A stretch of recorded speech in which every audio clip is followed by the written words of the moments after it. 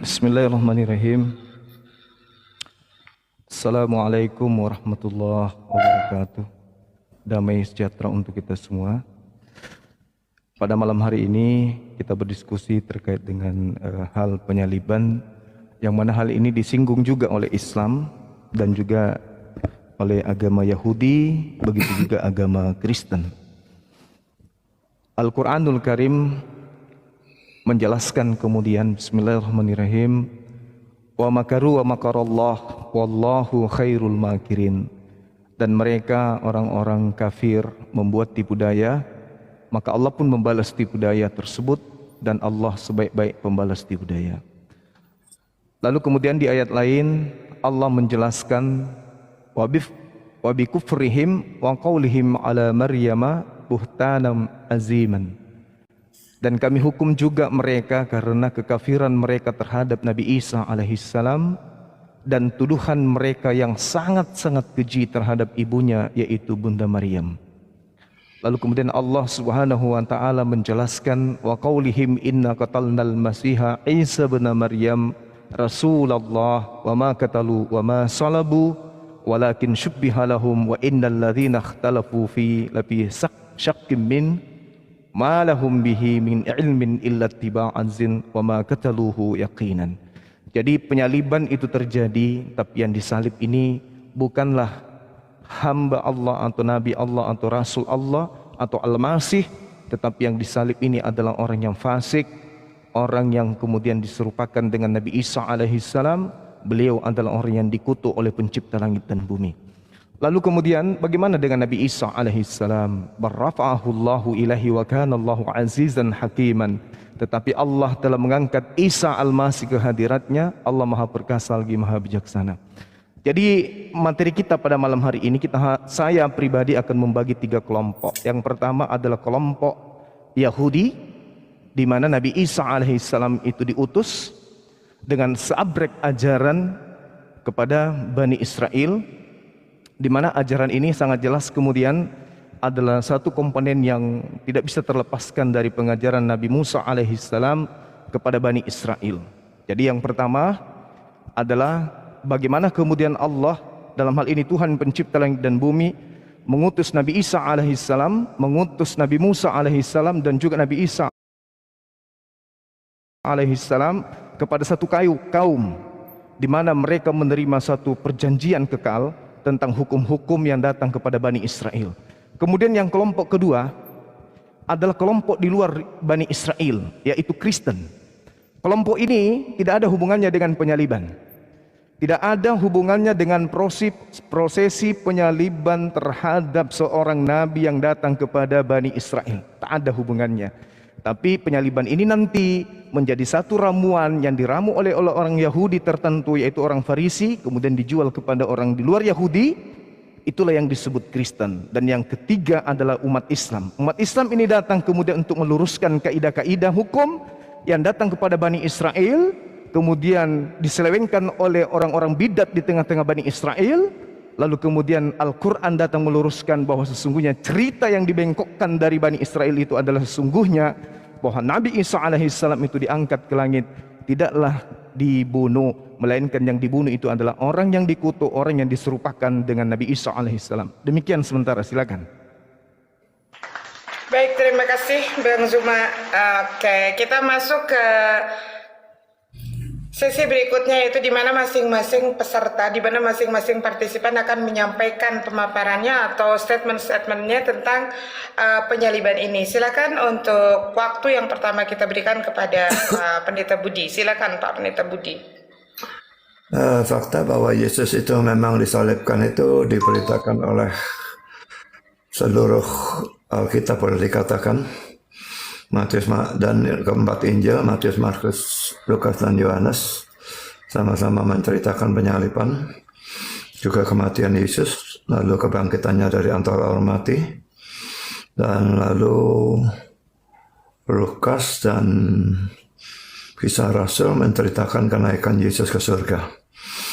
Jadi faktanya kalau dari sudut Alkitab itu sangat-sangat jelas, tidak ada siapapun yang menggantikan dia atau diserupakan seperti dia.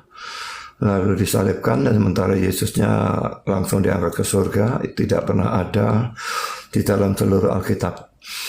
Yudas yang seringkali dianggap sebagai orang yang diserupakan dengan Yesus, Yudas mati gantung diri di dalam Matius pasal yang ke-27. Sekian dari saya. Silakan Bang Dezuma untuk ditanggapi. Baik, sekali lagi saya katakan bahwa tadi saya membagi 3 kelompok. Yang pertama adalah kaum Yahudi. Kaum Yahudi ini adalah umat Israel dalam hal ini, itu menerima kaidah hukum-hukum, aturan dan ketetapan-ketetapan. Di dalam Ulangan 27 nomor 25, terkutuklah orang yang menerima suap. Jadi orang yang menerima suap itu adalah orang yang terkutuk untuk membunuh seseorang yang tidak bersalah, dan seluruh bangsa itu harus berkata amin. Artinya bahwa ada orang yang terkutuk di sini. Yang pertama dikatakan di dalam Ulangan 27 nomor 25 adalah terkutuklah orang yang menerima suap. Sedangkan kalau kita lihat dari Keluaran 23 nomor 7 dan juga nomor 8, Tuhan jelas mengatakan jangan kau membunuh orang yang tidak bersalah. Jangan kau membunuh orang yang benar, sebab aku Tuhan tidak akan membenarkan orang yang bersalah. Kemudian di dalam data Yohanes jelas sekali kemudian Yudas itu menerima suap. Yohanes 12 nomor 6. Yudas menerima suap. Orang yang menerima suap adalah orang yang terkutuk. Ulangan 25 nomor 27 nomor 25, Tuhan jelas mengatakan yang terkutuklah orang yang menerima suap. Sedangkan Galatia 3 nomor 13, terkutuklah orang yang di atas tiang salib. Itu yang pertama. Kemudian yang kedua, di dalam Ulangan 21 nomor 23, orang yang mati karena dikutuk oleh Tuhan, jangan kau biarkan mayatnya bergelantungan sampai Sabat itu datang. Tidak boleh. Tidak boleh orang yang mati terkutuk di atas tiang salib itu mayatnya sampai kepada Sabat. Maka harus kemudian orang ini mayatnya diambil dan diturunkan lalu dikuburkan.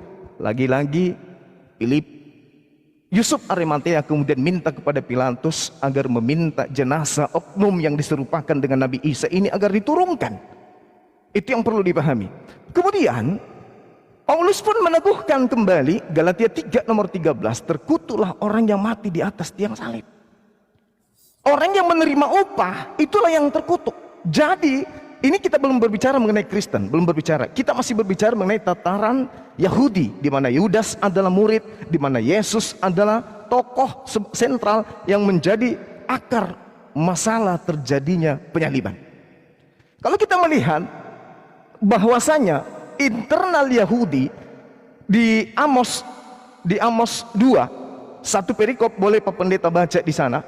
Ayat 1 sampai ayat 3 ada 3 pelanggaran Moab. Di sana mereka Moab itu dikutuk, maka bangsa Moab itu dilenyapkan.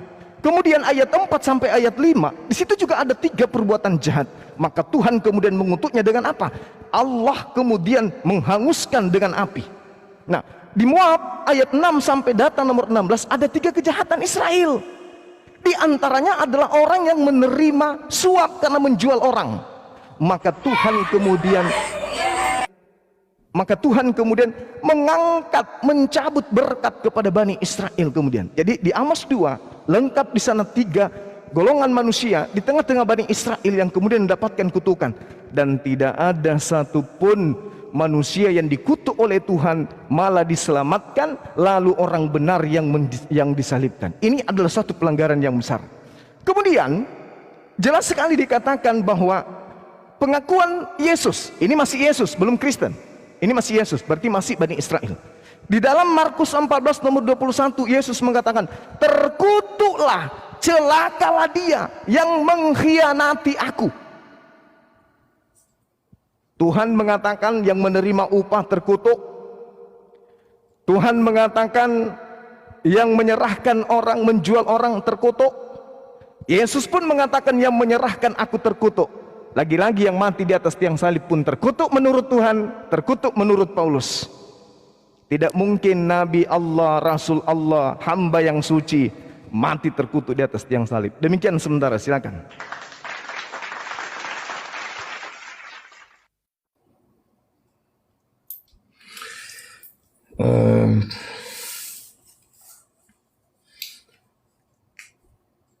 Saya tidak mengerti apa hubungannya banyak ayat yang dikatakan terkutuk-terkutuk itu.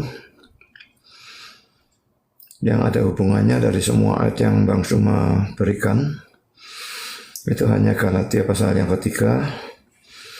Dan juga Ulangan 21 ayat 22 dan 23. Dan Markus 14 ayat 21 tidak mengatakan terkutuklah yang mengkhianati aku, tapi celakalah.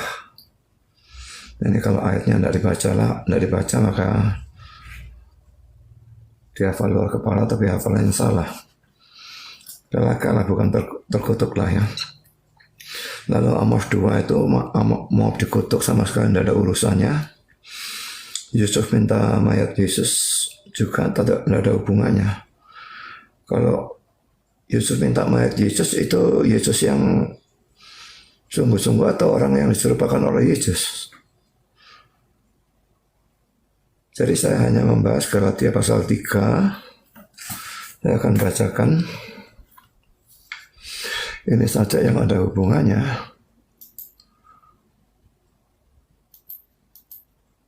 Galatia pasal 3. Saya baca mulai dari ayat yang ke-10. Karena semua orang yang hidup dari pekerjaan hukum Taurat berada di bawah kutuk. Sebab ada tertulis, terkutuklah orang yang tidak setia melakukan segala sesuatu yang tertulis dalam kitab hukum Taurat. Sementara saya baca ayat 10 dulu ya, saya jelaskan ya. Semua orang yang hidup dari pekerjaan hukum Taurat. Maksudnya adalah orang yang mau selamat melalui ketaatan kepada Taurat. Kalau orang itu mau selamat karena ketaatan pada Taurat, berarti dia itu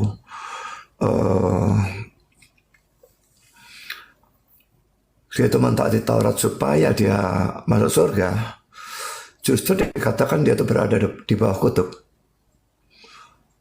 Alasannya dituliskan dalam ayat 10b, sebab ada tertulis terkutuklah orang yang tidak setia melakukan segala sesuatu yang tertulis dalam kitab hukum Taurat. Perhatikan kata-kata setia melakukan segala sesuatu yang tertulis dalam kitab hukum Taurat. Ya. Setia melakukan segala sesuatu itu baru tidak terkutuk. Berarti dia harus taat 100%, tidak ada satu dosa sedikit pun. Tapi kalau dia tidak setia melakukan segala sesuatu yang tertulis dalam kitab hukum Taurat, dia terkutuk. Jadi sebetulnya seadanya dosa itu menyebabkan orang itu terkutuk. Dan di dalam dunia ini tidak ada satu orang pun yang tidak berdosa selain Kristus. Jadi semua orang terkutuk. Nah sekarang saya baca ayat 11-nya, Galatia 3. Dan bahwa tidak ada orang yang dibenarkan di hadapan Allah karena melakukan hukum Taurat, antara jelas. Ya, sudah terkutuk, mau dibenarkan, tidak bisa dengan melakukan hukum Taurat. Dengan ketaatan, dengan perbuatan baik, tidak bisa. Karena, ini alasannya, orang yang benar akan hidup oleh iman. Kalau tadi hidup dari pekerjaan hukum Taurat itu mau diselamatkan oleh ketaatan pada hukum Taurat. Tapi yang di sini hidup oleh iman, orang benar. Orang ini mau diselamatkan oleh iman kepada Kristus. Jadi hanya itu yang bisa menyelamatkan. Tapi dengan melakukan hukum Taurat, tidak ada orang yang bisa dibenarkan. Tapi kalau orang itu beriman kepada Kristus sebagai Tuhan dan Juru Selamat, maka dia memang dibenarkan. Sekarang ayat 12 dari Galatia 3, tapi dasar hukum Taurat bukanlah iman, melainkan siapa yang melakukannya akan hidup karenanya. Jadi dasar hukum Taurat memang bukan iman, tapi ketaatannya. Siapa yang melakukan akan hidup karenanya. Bisa memang. Seperti tempoh hari saya katakan, saya pernah buat khotbah 2 jalan keselamatan. Yang satu karena iman kepada Kristus, yang kedua ketaatan. Tapi yang kedua ini ketaatannya mesti sempurna seperti yang tadi saya katakan. Jadi ayat 12 dan ayat 10 berhubungan. tidak setia melakukan segala sesuatu yang tertulis dalam kitab hukum Taurat, itu terkutuk. Jadi kalau bisa taat semua 100%, dia memang akan mendapatkan hidup yang kekal, dia akan selamat. Tapi tidak ada orang bisa melakukan 100% hukum Taurat. Itu mustahil. Semua orang pasti punya dosa kecuali Yesus. Dan karena itu semua orang terkutuk. Jadi secara teoritis jalan keselamatan ada dua. Tapi dalam praktisnya, yang taat karena hukum Taurat ini bukan jalan. Karena tidak ada orang yang bisa melakukan itu. Melakukan hukum Taurat dengan sempurna. Jadi akhirnya satu-satunya jalan keselamatan hanya Yesus.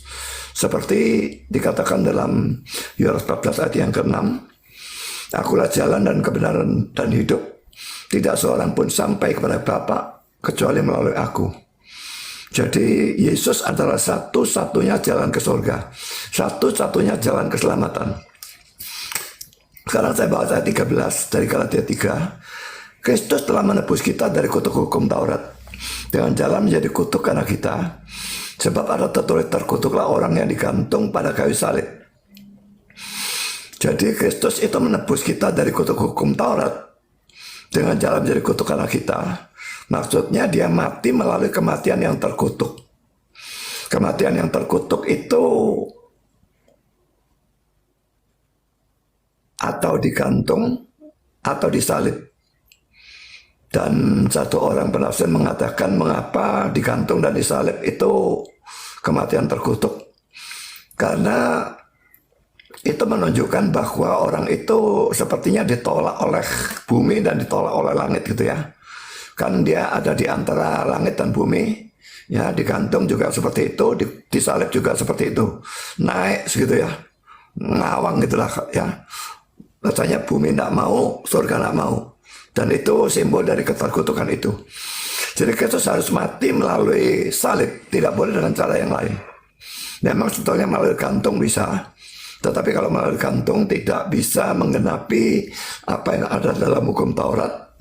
Karena semua korban-korban di situ itu korban yang berdarah. Sedangkan kalau digantung tidak berdarah. Tapi tersalib itu memenuhi terkutuk maupun berdarah. Jadi akhirnya tidak ada cara lain. Kristus itu harus mati melalui salib. Jadi Tuhan itu bukan cuma ngelihat mele cara mana ya enaknya.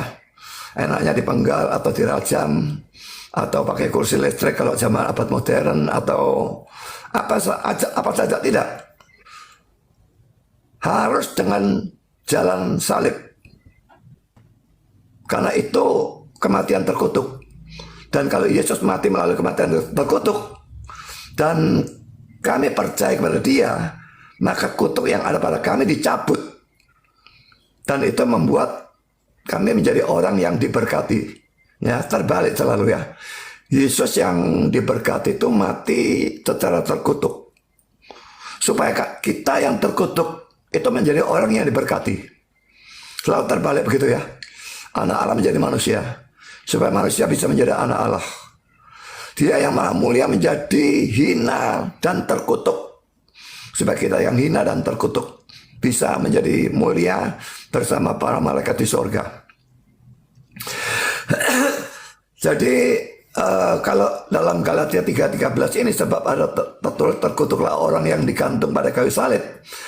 Lah ini merujuk pada kata-kata di dalam Ulangan 21 ayat 22 dan 23 yang akan saya bacakan. Ulangan 21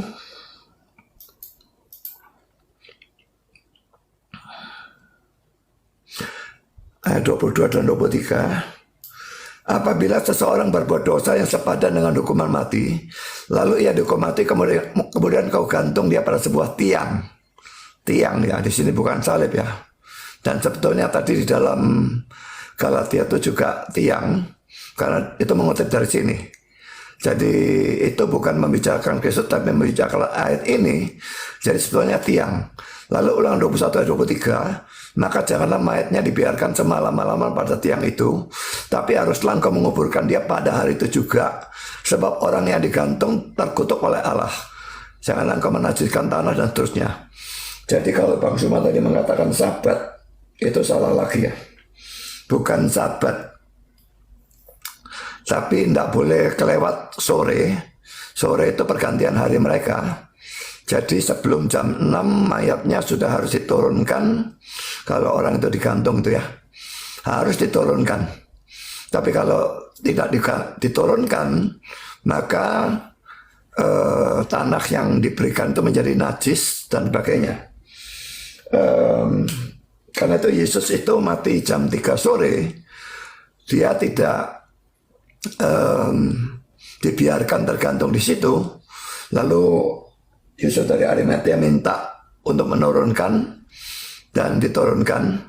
Nah, dua penjahat itu yang di sisi kiri dan kanan Yesus itu, karena masih hidup, itu juga tidak boleh dibiarkan pada salib itu. Karena kalau sampai kelewat dari jam 6 sore, maka itu melanggar Ulangan 21 ayat 22-23. Jadi karena itu kakinya dipatahkan. Orang yang disalib itu kalau dia mau menarik nafas, dia sukar menarik nafas ya, sesak gitu ya, karena dia harus menjejakkan kakinya untuk bisa menarik nafas. Padahal kakinya dipaku.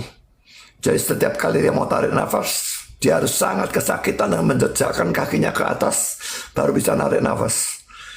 Kan itu pada waktu kakinya dipatahkan, itu dengan martil besar begitu pada bagian tulang keringnya tuh ya, itu dipatahkan remuk. Dia tidak bisa lagi mengangkat tubuhnya, sehingga sesak napas terjadi dan dia akan cepat mati. Jadi setelah mati baru diturunkan. Jadi dengan demikian mereka tidak melanggar Ulangan 21 ayat 22-23 dan mayatnya semua diturunkan sebelum jam 6 sore. Jadi Yesus mati mengalami kematian terkutuk. Yesus tidak dipatahkan ya, tapi pada perintahnya mematahkan, tapi dilihat, Yesusnya sudah mati, untuk apa dipatahkan? Tidak perlu dipatahkan kakinya. Tapi kok satu tentara tanpa ada perintah, dia menombak Yesus dengan tombaknya, dan keluar cairan air dan darah. Itu ada dalam Yohanes pasal yang ke-19. Lah, dengan demikian dia mati, dan dengan kematiannya itu dia memikul kutuk yang seharusnya bagi kita. Dan karena itu sekarang kalau kita percaya kepada dia, kutuk itu hilang. Kita dianggap orang yang diberkati. Dan itu terlihat juga di dalam perumpamaan sekaligus nubuat yang diberikan oleh Yesus dalam Matius pasal 25 ayat 31 sampai yang ke-46. Orang-orang yang dia memisahkan domba dengan kambing. Domba itu gambaran orang yang beriman, dan kambing gambaran orang yang tidak beriman. Dan kepada orang-orang yang tidak beriman itu dikatakan, terkutuklah engkau, orang-orang terkutuk, dan mereka dilemparkan ke tempat yang terkutuk, yaitu neraka. Sedangkan untuk orang-orang yang beriman dikatakan orang-orang yang diberkati, dan itu yang dimasukkan ke surga. Jadi mengapa mereka orang diberkati? Karena kutuknya sudah dihapuskan. Dengan mereka percaya Kristus, maka itu diberlakukan kepada mereka. Mereka menjadi orang yang diberkati. Tapi orang yang tidak percaya, mereka tetap terkutuk dan masuk ke tempat terkutuk selama-lamanya.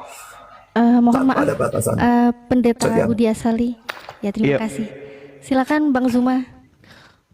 Terima kasih. Jadi gini, bagi Yahudi, orang terkutuk itu tidak ada keselamatan bagi dirinya, apalagi bagi orang lain. Bagi Yahudi nih, kan tadi saya bagi menjadi 3. Kutuk itu bagi orang Yahudi adalah orang yang melakukan dosa besar. Tidak ada keselamatan bagi mereka. Saya kasih contoh-contoh yang tadi, saya tambahkan contohnya lagi. Yang pertama, bagaimana kemudian Adam, dikarenakan dia dimatikan karena ular. ular yang melakukan kebohongan. Maka kemudian akibatnya ular dikutuk, bumi dikutuk. Apa yang terjadi? Kesusahan terjadi ular terhadap Adam dan seterusnya. Akibat karena kutukan. Tidak ada orang yang diselamatkan karena kutukan itu. Itu yang pertama. Kemudian Kain. Ketika kemudian kita lihat dalam Kejadian 4 nomor 11. Bagaimana dia terkutuk karena membunuh saudaranya sendiri. Jadi kutukan itu tidak mendatangkan kebaikan. Kemudian orang fasik. Ya, orang fasik dalam Kejadian di dalam Ayub 15 juga diterangkan di data nomor 35. Di situ sangat jelas dikatakan bahwasanya orang fasik ini karena dia terkutuk, dia juga habis dilalap api. Kenapa dia terkutuk? Lagi-lagi karena dia makan suap. Kemudian pemberontak yang makan suap, kemudian orang-orang yang berdosa kemudian dilenyapkan karena suap. Di Yesaya 1 nomor 23. Jadi tidak ada kebaikan yang didatangkan oleh orang yang dikutuk. Tidak ada kemudian kebaikan orang yang mati karena suap. Bahkan kalau kita melihat di dalam Mika 3 nomor 10 sampai nomor 11, Yerusalem itu kemudian menjadi timbunan puing-puing. Menjadi puing timbunan. Karena apa? Karena suap. Yudas suap. Kenapa Yesus yang kemudian Nabi Isa atau orang yang benar kemudian menjadi korban? Sementara yang disuap inilah yang harus kena kutuk. Bagaimana mungkin kemudian orang yang benar menjadi terkutuk, kemudian orang yang bersalah yang diselamatkan? Sedangkan pengakuan Pak Pendeta adalah Kristen tadinya itu adalah terkutuk. Namun kutukan ini digantikan oleh orang yang suci di atas tiang salib, yaitu Yesus. Supaya orang Kristen menjadi mulia. Supaya orang Kristen ini menjadi benar. Maka terkutuknya Kristen dialihkan kepada Yesus yang adalah orang benar dan mati di atas tiang salib demi untuk dihadiahkan kepada orang Kristen. Ini konsep dari Kristen, Pak. Kita akui itu konsepnya Kristen. Silakan dengan konsep Kristen. Tapi ini kita sedang berbicara mengenai penyaliban yang terjadi kepada orang-orang Yahudi. Yaitu Yudas, ataukah Yesus, ataukah Barabas. 3 di antara orang ini yang mati kemudian disalibkan. Nah sekarang kita lihat, apakah Yesus ini pendosa sampai dia harus mati di atas tiang salib? Sedangkan ketika berbicara mengenai kutukan dan kutukan, yang kena kutukan itu adalah orang yang berdosa. Ulangan 21 nomor 23. Kalalah itu katarah dalam bahasa Ibrani. Artinya sama-sama kutuk. Kutuk ini celaka, Pak. Celaka dalam bahasa Yunani. Sama aja pun orang yang kena celaka ya orang yang dikutuk. Kalalah, katara itu sama dalam bahasa Ibrani dan bahasa Yunani. Lalu kemudian di dalam Ulangan 27 nomor 26. Terkutuklah orang yang tidak mempraktekkan Taurat dengan perbuatan. Lah Yesus adalah orang yang taat kepada hukum Taurat. Kenapa dia yang terkutuk di atas tiang salib? Sedangkan yang terkutuk menurut hitungan Tuhan adalah orang yang makan suap. Keluaran 23 nomor 8, orang yang makan suap itulah yang terkutuk karena dia telah memutarbalikkan kebenaran. Tolong Anda pahami, kita berbicara skala Yahudi dulu. Kalau Kristen kan sudah jelas, Kristen ini adalah kelompok manusia yang muncul belakangan yang menerima pengajaran tentang salib. Itu. Nah, sekarang kita lihat. Apa sih sebabnya Yesus orang Yahudi ini ingin dibunuh? Kalau di Kristen, orang yang muncul belakangan, kalau di Kristen, Yesus dibunuh karena dosa. Itu karena Kristen. Tapi kalau kita berbicara mengenai Yahudi, Yesus dibunuh itu karena pulus. Karena uang, karena politik, bukan karena dosa. Itu kalau di Yahudi. Di TKP kejadiannya kemudian sangat jelas. Penyaliban terhadap Yesus, oknum yang ada di salib ini, itu bukan karena dosa waris. Tapi kalau kita berbicara mimbar gereja, mimbar Kristen, ya Yesus mati di salib. Tapi bukan itu yang menjadi patokan. Harus yang menjadi patokan adalah dasar pertama kenapa Yesus anak Maria ini mau disalib. Itu dulu poinnya. Di dalam Yohanes 11 nomor 45 sampai 53. Coba Bapak lihat di situ. Banyak orang Yahudi yang Yohanes 11 nomor 45 sampai 53. Coba Bapak baca. Jadi kita berbicara mengenai kontemporer, konteks waktu, ya, atau temporer yang ada pada zaman itu, atau kita lihat secara histori. Ya, dikatakan dalam Yohanes 4 di Yohanes 11 nomor 45 bahwasanya banyak orang Yahudi yang datang melihat keajaiban yang dilakukan oleh Yesus. Salah satu di antara mereka kemudian datang melapor ke orang-orang Farisi. Wahai orang Farisi, sini kumpul. Lalu mereka berkumpul, orang Yahudi, orang Farisi, imam-imam kepala mahkamah agama. Mereka bersepakat, mereka berembuk. Ini ada apa ini? Yesus semakin besar pengaruhnya. Kalau Yesus kita biarkan terus, akan semakin banyak orang yang percaya kepada dia. Dan kalau itu terjadi, maka bangsa Roma akan datang merampas tempat suci kita, bahkan merampas bangsa ini. Oke? Jadi mereka berkumpul, imam kepala, ahli Taurat, orang Farisi, mahkamah agama. Ini 4 komponen pemuka-pemuka agama yang menentukan kebijakan pada masa itu berkumpul. Lebih baik satu orang Yesus kita serahkan, kita bunuh, lebih baik satu orang mati daripada tempat suci kita ini, daripada bangsa Israel ini dirampas oleh Romawi. Tapi satu kemudian imam kepala, Masya Allah Dinda, satu imam kepala yaitu Kayafas angkat bicara. Kalian tidak tahu dan kalian tidak insaf. Adalah lebih baik bagi kita satu orang Yesus mati daripada semua bangsa kita ini mati, daripada semua bangsa kita ini dirampas oleh Romawi. Ini yang perlu Pak Pendeta pahami. Maka kemudian mereka sepakat untuk melakukan pembunuhan kepada Yesus. Nah, inilah yang terjadi sebenarnya.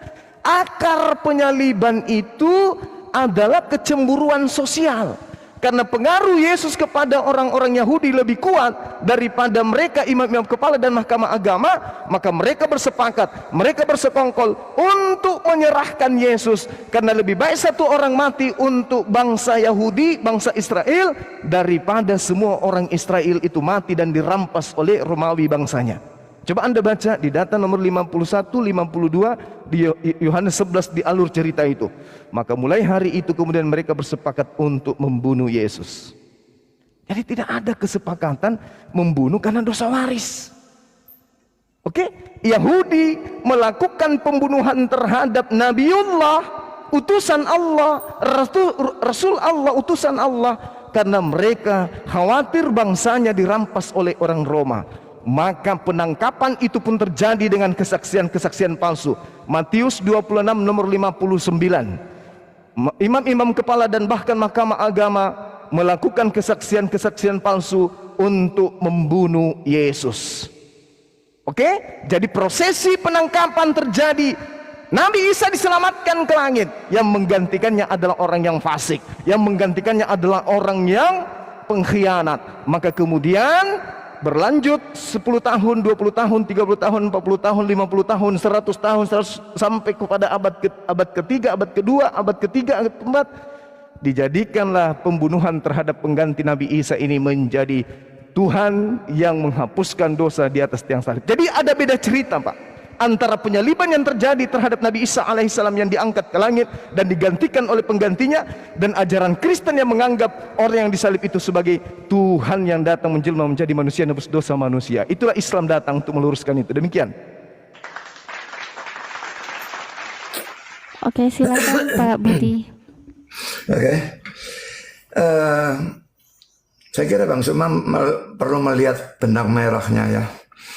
Jadi dalam Alkitab itu sudah dari semula Allah itu merencanakan. Jauh sebelum dia menciptakan Adam dan Hawa, dan jauh sebelum ada dunia dan alam semesta dan sebagainya, di dalam kekekalan Allah itu sudah merencanakan. Dia akan menciptakan manusia, namun manusia itu direncanakan juga untuk jatuh dalam dosa.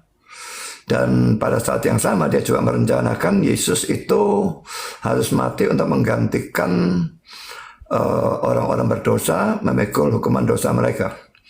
Jadi itu rencana Allah. Dan rencana Allah itu tidak mungkin tidak terjadi. Kita akan melihat dalam Ayub pasal 42 ayat 1 dan 2. Ayub berapa, Pak? Ayat 42 ayat 1 dan 2. Maka jawab Ayub kepada Tuhan, aku tahu bahwa engkau sanggup melakukan segala sesuatu. Jadi maha kuasa maksudnya ya. Dan tidak ada rencanamu yang gagal. Kalau kita manusia punya rencana, kita sering gagal ya. Karena kita tidak maha kuasa. Tapi Allah itu maha kuasa, dia sanggup melakukan segala sesuatu. Dan karena tidak ada rencanamu yang gagal. Jadi semua yang terjadi dalam sejarah ini itu terjadi karena itu ada rencana Allah dan Allah melaksanakannya tanpa gagal satupun. Jadi kejatuhan Adam direncanakan, penebusan Kristus direncanakan, kita berbuat dosa apapun direncanakan. Kita sekarang ini sedang berdebat, itu juga direncanakan. Semua direncanakan. Keselamatan atau kebinasaan seseorang direncanakan. Saudara mencuri atau saudara berzina atau saudara melakukan apapun, semua direncanakan. Hal yang baik, hal yang buruk direncanakan. Bahkan debu berterbangan itu direncanakan. Jadi itu kedaulatan Allah. Semua ada dalam rencana dia. Dan dia lakukan persis seperti yang dia rencanakan. Dan itu mesti terjadi. Jadi kalau manusia itu jatuh dalam dosa, itu bukan hal yang aneh, memang direncanakan. Tapi Yesus direncanakan juga. Dan kalau Bang Suma mengatakan bahwa orang benar itu tidak mungkin terkutuk, memang benar. Kalau ada orang benar tidak terkutuk memang ya. Tapi tidak ada orang yang benar, itu masalahnya. Dan Yesus itu menjadi terkutuk itu karena dia ingin manusia masuk ke surga. Dan bukannya manusia binasa semua masuk ke neraka. Jadi dia menjadi substitute atau pengganti untuk memikul hukuman dosa, untuk memikul keterkutukan itu. Dia sebetulnya suci murni, karena itu tidak ada kematian mestinya. Hanya kalau ada dosa baru ada kematian. Roma 6 ayat 23, upah dosa ialah maut. Nah Yesusnya tidak ada dosa kok bisa mati? Dia pasti mati untuk orang lain. Yesusnya tidak berdosa kok bisa terkutuk? Dia terkutuk untuk orang yang lain supaya orang-orang itu diberkati. Jadi di sini memang itu rencana Allah semuanya. Mengapa Yesus mau mati di salib? Karena dia mau memikul hukuman dosa manusia dan karena dia mau manusia-manusia tertentu itu selamat. Kalau dia tidak mau mati di salib, semua kita tanpa kecuali akan masuk ke neraka. Dan Yesus mati karena politik. Ada benarnya, ada salahnya. Memang itu rencana Allah, digenapi oleh Allah dengan menggunakan, kalau dalam istilah teologi, second causes atau penyebab-penyebab kedua. Allah itu prima causa, penyebab pertama dari segala sesuatu. Karena dia merencanakan dan dia mengatur sehingga rencana terjadi. Maka dia itu prima causa, penyebab pertama. Tapi dalam bekerja, dia menggunakan penyebab-penyebab kedua. Itu bisa setan, bisa manusia. Jadi dalam hal misalnya Kayafas, orang-orang Yahudi. Kenapa orang-orang Yahudi menuntut salib? Kenapa kok bukan rajam? Karena biasanya hukuman mereka hukuman rajam. Itu semua dikuasai Tuhan untuk mengarahkan pada penyaliban. Karena kalau rajam itu bukan terkutuk, maka dia tidak memikul kutuk. Harus disalib. Makanya mereka berkata, salibkan dia, salibkan dia. Bagaimanapun Pontius Pilatus berbuat apapun, mereka menekan, harus salibkan dia. Jadi pengkhianatan Yudas itu juga sudah direncanakan. Lalu orang-orang Yahudi mau membunuh Yesus direncanakan. Dan kemunafikan Pontius Pilatus juga sudah direncanakan. Semua direncanakan supaya Yesus mati melalui salib, mati melalui cara yang terkutuk. Saya akan membacakan Kisah Rasul pasal 4.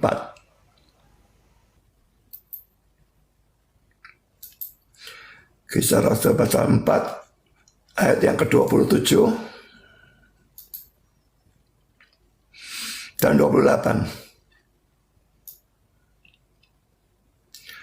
Sebab sesungguhnya telah berkumpul di dalam kota ini Herodes dan Pontius Pilatus beserta bangsa-bangsa dan suku-suku bangsa Israel melawan Yesus hambamu yang kudus yang kau urapi, untuk melaksanakan segala sesuatu yang telah engkau tentukan dari semula oleh kuasa dan kehendakmu. Jadi mereka berkumpul itu melawan Yesus itu bukannya terjadi karena kebetulan atau karena apapun alasan yang lain, tapi karena itu memang rencana Tuhan. Itu 28 saya ulangi, untuk melaksanakan segala sesuatu yang telah engkau tentukan atau engkau rencanakan dari semula dalam kekekalannya oleh kuasa dan kehendakmu. Jadi semua itu memang direncanakan oleh Allah. Manusia jatuh dalam dosa dan Yesus Allah menggunakan second causes supaya rencananya terjadi.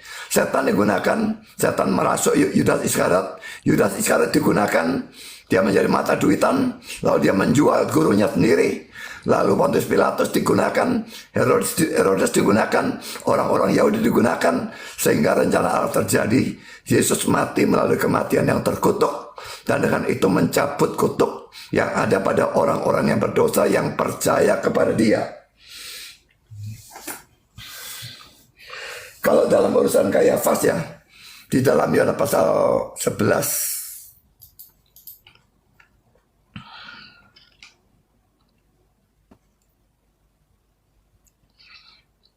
saya bacakan mulai ayat yang ke-49 atau ayat 48 ya. 47 saja lah ya. Yohanes 11 ayat 47.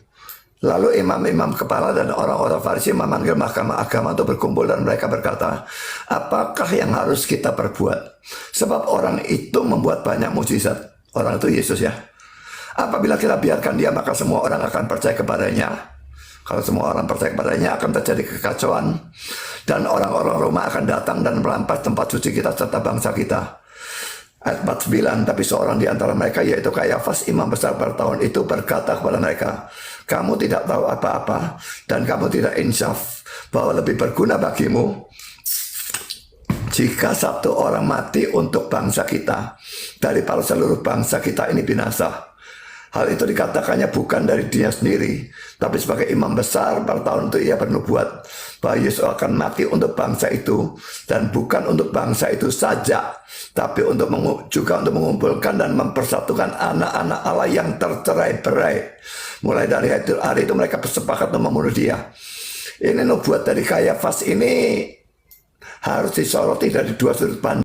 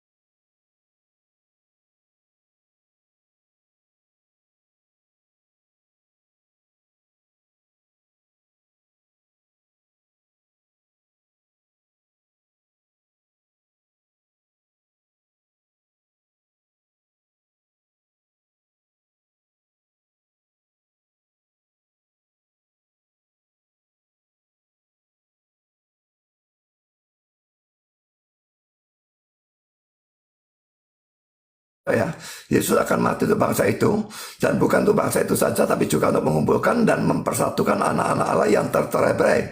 Jadi bukan untuk bangsa itu saja, bukan untuk Israel saja, tapi untuk anak-anak Allah yang tercerai-berai. Jadi orang-orang di luar Israel, Yesus juga mati untuk mereka, dan mereka harus dikumpulkan. Lalu mereka bersepakat untuk membunuh dia, dan akhirnya Yudas Iskariot dan sebagainya. Jadi akhirnya memang itu second causes atau penyebab-penyebab kedua, orang-orang yang diperalat oleh Allah untuk membunuh Yesus supaya rencana Allah itu terjadi dan Yesus menjadi penebus dosa. Silakan. Oke, baik. Jadi yang pertama, Pak Pendeta menuduh Allah merencanakan manusia jatuh ke dalam dosa. Ini adalah satu kesalahan fatal, fitnah terhadap Tuhan. Karena Tuhan tidak pernah mengatakan ini baik di dalam perjanjian lama maupun perjanjian baru. Lalu kemudian menuduh Tuhan merencanakan Yesus mati. Ini pun dalilnya nggak ada. Ini nggak ada dalil. Nah sekarang gini, kalau Pak Pendeta membaca Ayub 42 nomor 1, nomor 2, di situ dikatakan rencana Tuhan. Sebenarnya rencana Tuhan itu adalah shalom. Yeremia 29 nomor 11. Bukan Kristen rencana Tuhan itu. Dan itu akan dibantah kalau Bapak Pendeta mengatakan bahwasanya Ayub 42 itu adalah satu penggenapan dari keinginan Tuhan, rancangan Tuhan, harusnya Yesus mati di atas tiang salib. Maka kemana arah daripada penjelasan saya tadi? Tuhan sudah memutuskan orang yang terkutuklah yang harus mati. Orang yang menerima suaplah yang harus mati. Amsal kemudian menjelaskan di dalam Amsal 21 nomor 18 dikatakan orang fasik menjadi tebusan bagi orang yang benar.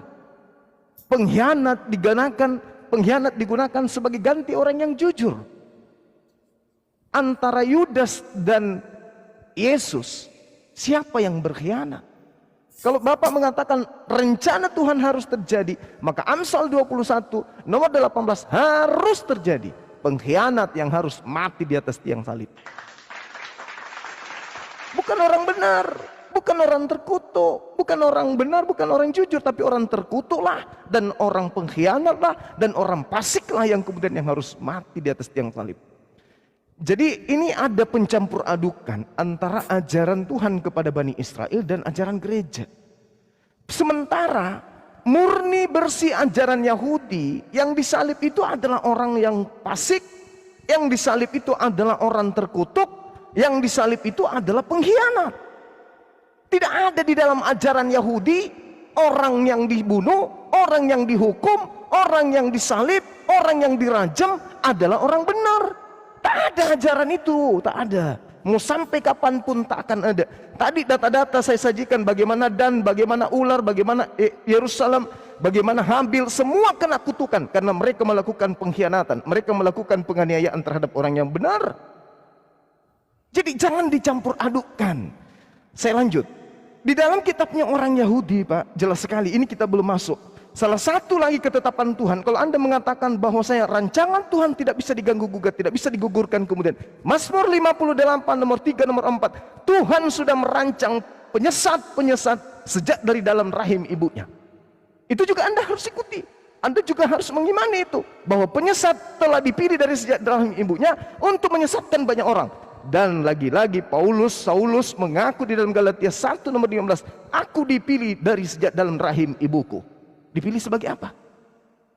Dipilih sebagai rasul Tuhan? Tidak mungkin. Kenapa?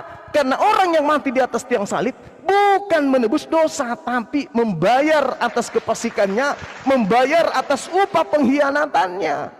Bukan balas dosa. Jadi kita harus pisahkan dulu. Kenapa orang Yahudi disalib oleh orang Yahudi? Kenapa orang Yahudi mau Yesus itu disalibkan? Kalau Kristen mau Yesus disalibkan karena Kristen mau dosanya ditebuskan. Nggak ada kena di situ. Nggak kena. Orang Yahudi mau menyalibkan Yesus dikarenakan mereka takut kemudian kalau bangsanya dirampas oleh orang Romawi.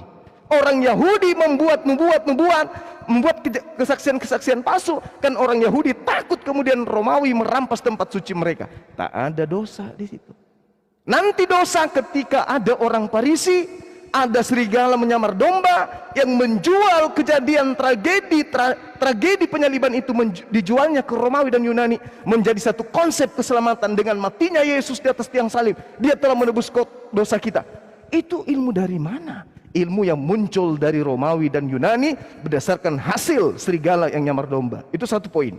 Kemudian poin yang kedua, betapa beratnya sudah 2000 tahun Kristen menggandeng dan mengakui dirinya sebagai bagian daripada Yahudi, tapi Yahudi tidak pernah bisa mengakuinya. Kenapa? Karena penyaliban itu adalah akibat dari kekonyolan, bukan akibat karena nubuatan Tuhan ingin merencanakan menebus dosa. Itu tak ada, itu muncul belakangan di gereja. Oke. Kemudian Coba kita lihat Amsal 6 nomor 16. 6 perkara yang dibenci oleh Tuhan, bahkan 7 kekejian di dalam hatinya, yaitu membunuh orang yang tidak bersalah. Nah, di tengah-tengah Yahudi, berdasarkan firman yang datang kepada mereka, membunuh orang yang tidak bersalah adalah kekejian bagi Tuhan. Membunuh orang yang salah adalah murka dan kebencian bagi Tuhan. Bukan seperti yang Pak Pendeta sampaikan. Pembunuhan terhadap orang benar, pembunuhan terhadap orang yang jujur adalah untuk menebus dosa. Tidak ada itu, Pak. Amsal 6 nomor 16. 6 perkara yang dibenci, bahkan 7 kekejian dalam hatinya. Di antaranya membunuh atau mengeluarkan, meneteskan darah orang yang tidak bersalah. Kalau meneteskan darah saja tidak boleh, apalagi membunuhnya. Lalu kemudian Keluaran 23 nomor 7, perintah Tuhannya ini bukan lagi rencana tapi perintah. Jangan kau membunuh orang yang tidak bersalah, jangan kau membunuh orang yang tidak berdosa, sebab aku Tuhan tidak akan membenarkan orang yang bersalah. Jadi bagaimana mungkin kemudian kesalahan-kesalahan orang Romawi Yunani ditanggung oleh orang benar, ditanggung oleh orang jujur di atas tiang salib? Sementara Tuhan sendiri tidak pernah memandang Romawi, tidak pernah memandang Yunani. Lalu kemudian ketika saudara Pak Pendeta yang saya hormati membaca kemudian data Yohanes 11 nomor 52, dan bukan untuk bangsa itu saja, tetapi untuk menyatukan dan mengumpulkan, mempersatukan anak-anak Elohim yang bercerai-berai. Pak Pendeta, tolong baca Yehezkiel 5 nomor 12. Oke.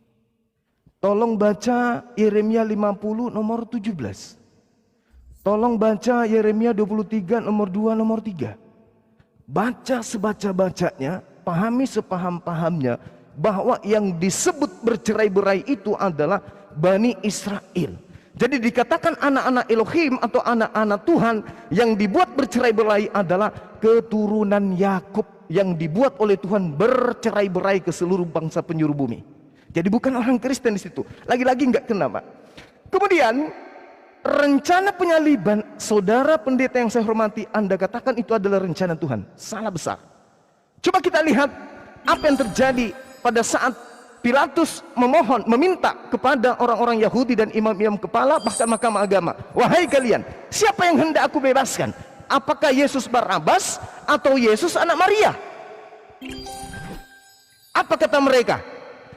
Bebaskan Barabas, bebaskan Barabas, salibkan Yesus anak Maria, salibkan anak Yesus Maria. Berarti kehendak supaya Yesus anak Maria itu disalibkan bukan kehendak Tuhan, tapi kehendak penipu-penipu yang melakukan kesaksian-kesaksian palsu. Satu, di data Matius 26 nomor 59, imam-imam kepala melakukan kesaksian-kesaksian palsu. Kemudian apa lagi? Yohanes 11 nomor 53. Mulai hari itu mereka kemudian melakukan kesaksian-kesaksian untuk melakukan pembunuhan terhadap Yesus. Apalagi Yohanes 6 nomor 70, bukankah aku yang memilih engkau yang 12, tetapi satu di antaramu adalah iblis. Jadi penyaliban terhadap Yesus itu, ya, itu adalah karya iblis, bukan karya Tuhan. Kalau kita lihat dari perspektif tentang dosa, tentang Kristen. Tetapi kalau kita lihat dari aspek Bani Tuhannya, penyaliban terhadap Yesus itu, penyaliban terhadap oknum yang mati di atas tiang salib itu memang betul rencana Tuhan. Kenapa? Karena pengkhianat, orang fasik, orang terkutuk memang harus dibunuh. Makanya dikatakan celaka, celaka, celaka, terkutuk, terkutuk. Tapi kalau dikatakan bahwasanya yang mati di atas tiang salib adalah orang benar, tidak. Melainkan yang mati itu adalah penggantinya orang yang benar. Orang benar terangkat ke langit, yang menggantikannya adalah orang yang fasik. Jangan kau membunuh orang yang tidak benar, orang yang benar dan tidak bersalah. Tetapi siapa yang terkutuk di mata Tuhan, haruslah kemudian mayatnya diturunkan dari salib, karena jasadnya tidak boleh menyentuh tanah. Ingat Pak, orang Yahudi tradisinya Sabat itu mulai dari pukul 16.00. Jadi hari Jumat pukul 6 itu sudah masuk Sabat. Demikian.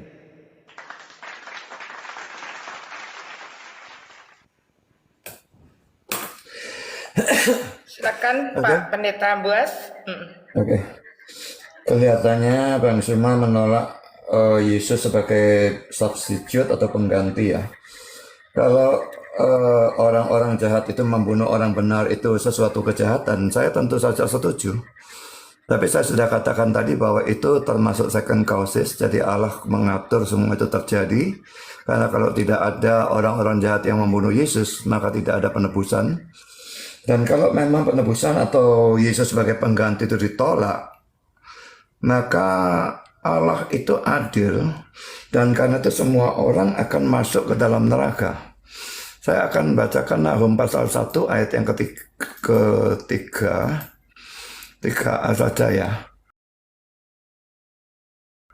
Tuhan itu panjang sabar dan besar kuasa. Perhatikan, panjang sabar, besar kuasa. Tetapi ia tidak sekali-kali membebaskan dari hukuman orang yang bersalah. Jadi kecuali hukuman itu ditanggung oleh orang lain, ya orang itu sendiri yang mesti menanggung. Kalau penebusan dosa itu ditolak, kalau Yesus sebagai substitute atau pengganti ditolak, ya tidak ada jalan lain, alternatifnya semua orang harus masuk neraka, termasuk Bang Suma dan saya. Dan semua, tanpa kecuali, dari Adam sampai kiamat semua masuk neraka. Karena persoalan alam merencanakan dosa dan penyalipan dan dianggap sebagai suatu fitnah. Saya tanya Bang Suma ya, ini argumentasi secara Alkitab mau dicampur dengan logika ya. Saya tidak tahu apa pandangan Muslim tentang Allah. Allah itu maha tahu kalau pandangan Kristen ya. Jadi pada kekekalan minus tak terhingga, saya sebut begitu ya. Sebelum ada apapun atau siapapun hanya ada Allah. Allah itu sudah maha tahu kan. Kalau dia maha tahu, dia tahu apapun tanpa kecuali yang akan terjadi. Apakah dia tahu Adam akan jatuh dalam dosa? Tentu tahu. Kalau tidak ya dia bukan maha tahu. Apakah dia tahu Yudas akan mengkhianat? Tentu tahu. Kalau tidak dia bukan maha tahu. Sekarang apa yang dia ketahui itu pasti terjadi atau tidak pasti terjadi? Kalau tidak pasti terjadi ya berarti dia pengetahuannya ya tidak ada. Dia tidak maha tahu juga. Jadi kesimpulan saya, apa yang dia tahu itu pasti terjadi. Adam jatuh dalam dosa, Yudas mengkhianat, orang-orang Yahudi seperti itu, Pontius Pilatus munafik. Semua itu dia tahu, dan karena dia tahu itu pasti terjadi. Kalau pasti terjadi, itu tertentu. Saya belum bilang ditentukan ya. Tapi saya katakan tertentu, fix dalam bahasa Inggris. Sekarang kalau itu memang sudah fix atau tertentu, pertanyaannya adalah siapa yang menentukan? Bagaimana mungkin sejak minus tak terhingga segala sesuatu itu yang dia ketahui itu sudah pasti terjadi sehingga sudah tertentu. Kok bisa tertentu dari mana? Tertentu dengan sendirinya itu mustahil. Karena pada saat itu hanya ada Tuhan dan tidak ada siapapun atau apapun yang lain. Pasti Tuhan yang menentukan. Baik dosa maupun penebusan melalui Kristus dan sebagainya. Seperti tadi saya katakan, segala sesuatu debu berterbangan pun Tuhan tahu. Kalau saudara melakukan pemerkosaan, Tuhan tahu itu. Ini saya cuma contoh ya. Kalau saudara melakukan pemerkosaan, Tuhan tahu itu akan terjadi. Dan kalau itu dia tahu akan terjadi, itu pasti terjadi. Kalau pasti terjadi, itu tertentu. Kalau tertentu, siapa yang menentukan? Waktu itu cuma ada dia. Tidak ada orang bisa terhindar dari argumentasi ini, kecuali dia mengatakan Allah tidak maha tahu. Jadi kalau saudara menganggap Allah itu maha tahu, berarti dia pasti menentukan segala sesuatu tanpa kecuali, baik dosa maupun baik, dan penebusan Kristus, dan sebagainya. Jadi itu argumentasi saya, dan saya yakin tidak ada orang bisa menjawab kecuali mau mengatakan Allah tidak maha tahu. Tapi kalau Allah tidak maha tahu, ya itu bertentangan frontal dengan kitab suci saya. Kalau dikatakan karya iblis bukan karya Tuhan, ini saya kira tempo hari sudah muncul dalam debat kemarin ya. Jadi memang saya bilang iya dan tidak. Iblis itu menjadi second cause. Penyebab kedua itu bisa manusia, bisa setan.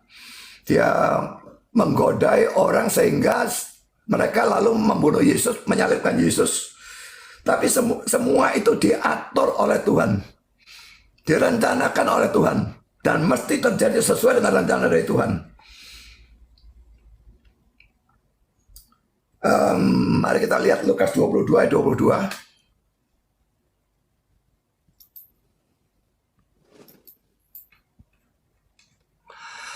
Sebab anak manusia, Yesus ya, memang akan pergi, maksudnya pergi itu mati ya. Seperti yang telah ditetapkan. Caranya mati itu ditetapkan ya. Akan tetapi celakalah orang yang olehnya dia diserahkan. Ini yang membicarakan Yudas. Dia memang akan mati melalui pengkhianatan Yudas. Itu ditetapkan. Itu ditentukan. Itu direncanakan. Tapi tetap celakalah orang yang olehnya dia diserahkan. Jadi memang dosa ditentukan. Itu jelas ajaran Alkitab secara benar. Lalu tadi sudah saya bacakan kisah 4 ayat 27-28, tidak perlu saya ulangi. Pontius Pilatus, Herodes dan sebagainya semua berkumpul melaksanakan apa yang Tuhan tentukan dari semula. Lalu dalam kisah Rasul pasal 3 juga ada hal seperti itu.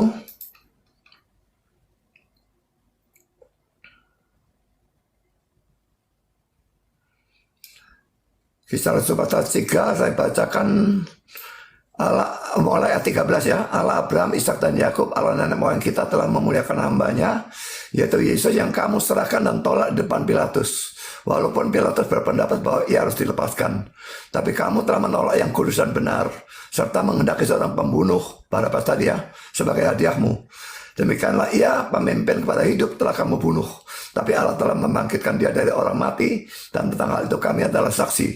Dan karena kepercayaan dalam nama Yesus, maka nama itu telah menguatkan orang yang kamu lihat dan kamu kenal ini, dan kepercayaan telah memberi kesembuhan kepada orang di depan kamu semua. Hai saudara-saudara, aku tahu bahwa kamu telah berbuat demikian karena ketidaktahuan, sama seperti semua pemimpin kamu.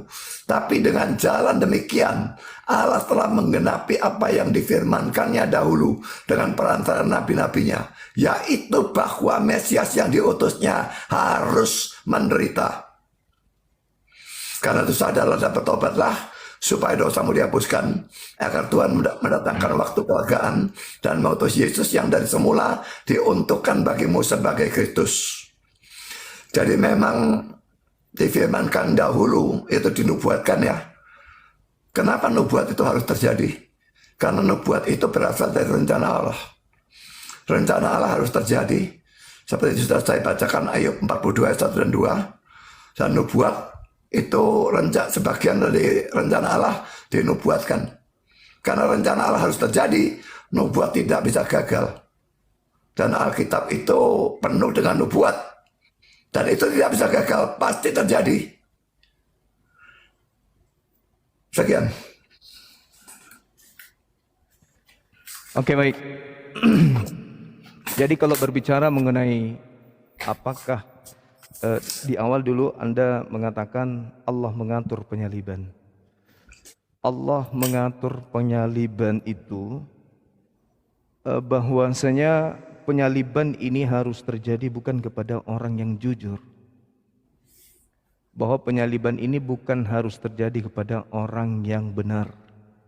Penyaliban ini harus terjadi sesuai dengan rencana Tuhan, berdasarkan Amsal 21:18 dan Amsal 11:8, Ulangan 21:23, orang yang disalib itu haruslah orang yang fasik, pengkhianat. Memang Amsal berapa tadi? Amsal 21:8. Bisa tolong dibacakan ayatnya? Oke, baik. Di situ sangat jelas dikatakan begini, bahwasanya di Amsal 21, orang fasik menjadi tebusan bagi orang yang benar, dan pengkhianat dipakai sebagai ganti orang yang jujur. Oke. Amsal 11 nomor 8 juga diterangkan dengan sangat jelas, orang benar diselamatkan dari kesukaran dan orang fasik yang menggantikannya. Jadi kalau Bapak mengatakan memang sudah diatur, yes, diatur, tapi yang disalib ini yang telah diatur adalah orang yang fasik, pengkhianat. Inilah yang kemudian saya katakan cerita penyaliban terhadap oknum yang datang sebagai Mesias, sebagai Al-Masih kepada Yahudi, itu tidak ada hubungannya dengan Kristen. Mesias yang datang untuk Yahudi, mereka punya cerita lain yang begitu datang mengajarkan hikmat Injil kepada Bani Israel. Di situ Bani Israel sedang dikungkung oleh kekuasaan Roma. Di antara pengkhianat-pengkhianat inilah nanti orang Farisi ahli Taurat yang Yesus katakan, celakalah engkau ahli Taurat, celakalah engkau orang Farisi, celakalah engkau orang munafik. Engkau menyeberangi lautan, menjelajahi daratan, mentobatkan orang masuk menjadi pengikutmu, setelah menjadi pengikutmu kau jadikan orang neraka, dan 2 kali lebih jahat daripada engkau sendiri. Satu. Yang kedua, nubuat untuk Paulus di dalam pengakuan Yakub di Kejadian 49 nomor 27. Benyamin, keturunanmu kelak akan berlaku seperti serigala. Dia merampas lalu membagikan harta rampasannya. Paulus di Filipi 3 nomor 5 nomor 6 mengaku sebagai orang Farisi dari keturunan Benyamin. Kena dia. Dan dia membagikan kitabnya orang Yahudi kepada Romawi dan Yunani. Lahirlah Katolik. Makanya saya katakan penyaliban yang terjadi terhadap Nabi Isa atau Yesus Al-Masih anak Maria ini tidak ada hubungannya dengan Kristen. Kristen nanti muncul belakangan setelah ada ajaran dari orang Farisi yang nyeberangi lautan, menjelajahi daratan, membawa rampasan dari ajaran, dari tradisi, dari tragedi kejadian itu sampai kepada Romawi dan Yunani. Romawi yang Yunani yang tidak memiliki agama ya jelas, tidak memiliki kitab suci, menerima ajaran itu dan meresmikannya sebagai ajaran yang resmi untuk kerajaan. Makanya ada konsili untuk menentukan Yesus ini Tuhan atau hanya sekedar penyampai firman. Itu yang perlu Pak Pendeta pahami. Lalu kemudian Pak Pendeta yang saya hormati mengatakan, apakah Allah itu tidak maha mengetahui? Kita harus membedakan antara maha mengetahui dan menentukan.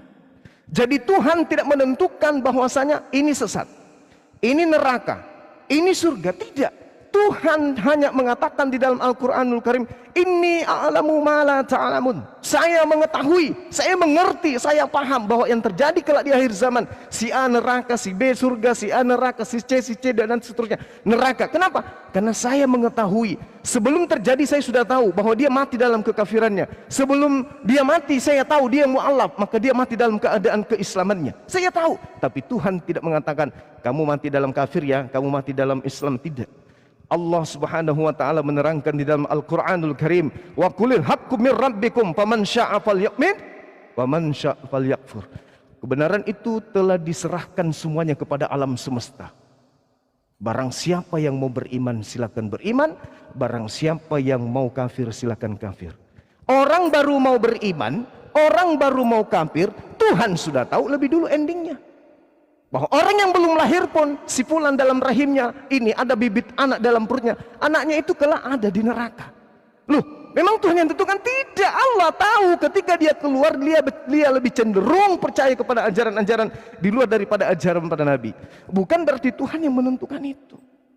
Jadi sekali lagi Pak Pendeta saya katakan bahwasanya kita harus memisahkan kemudian Yahudi tentang penyaliban terhadap sosok Nabi yang datang kepada mereka disebabkan karena mereka cemburu bahwa jemaat lebih percaya kepada dia, maka mereka takut. Imam kepala, orang Farisi, mahkamah agama takut kalau Romawi penguasa ini ketika tidak diberikan pajak, maka mereka akan datang merampas tempat suci mereka, merampas bangsa mereka, sehingga mereka sepakat lebih baik Yesus ini kita serahkan, kita bunuh, daripada kita semua ini ya dirampas, bangsa kita diambil, kita dijajah terus, tempat suci kita dirampas oleh Romawi. Maka lebih baik kita serahkan Yesus ini. Maka dikatakan di dalam Yohanes 11 nomor 53, mulai sejak itu mereka bersepakat untuk membunuh Yesus. Matius 26 nomor 59, imam-imam kepala, bahkan mahkamah agama. Nah, Kalau sudah terlibat mahkamah agamanya, sudah terlibat imam-imam kepalanya, berarti mereka sudah semua satu cakupan ahli Taurat. Kenapa mereka tidak menggunakan nubuat-nubuat yang menurut Kristen? Ada loh nubuatan di sana, ada loh nubuatan di Yesaya, ada loh nubuatan di Mazmur. Kenapa mereka harus melakukan kesaksian palsu? Kenapa mereka harus melakukan kemudian hal-hal yang bisa menyebabkan Yesus terjerat dengan hukum mati? Kalau memang sudah ada nubuatan, kenapa Kayafas harus bernubuat tahun itu juga? Kenapa nggak pakai nubuatan yang seperti tuduhan orang Kristen? Ternyata penyaliban itu terjadi karena akibat duit, pulus, politik, ekonomi, bukan oleh karena dosa. Penyaliban berubah menjadi dosa, penyaliban menjadi kemudian darah untuk dosa. Itu nanti di meja Romawi dan Yunani. Demikian.